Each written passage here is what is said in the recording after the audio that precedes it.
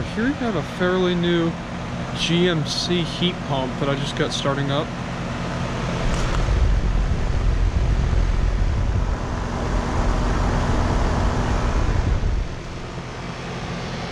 Has a Copeland scroll compressor. Sounds quite nice. Line is starting to get warm. And there's the data. Actually, a lot of this isn't fairly new at all. It's from 2013. It is a 5-ton. And then over here next to it, we have this older Goodman commercial unit, which unfortunately is not running today. It is also a heat pump.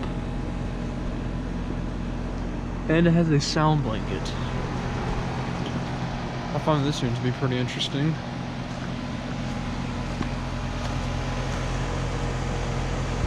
And this thing is in really good shape for its age. Same with that, I think it just might be the location of these units, why they're in such good shape. This one's from 2003 and it's a 5-ton. So, with that being said, thanks for watching.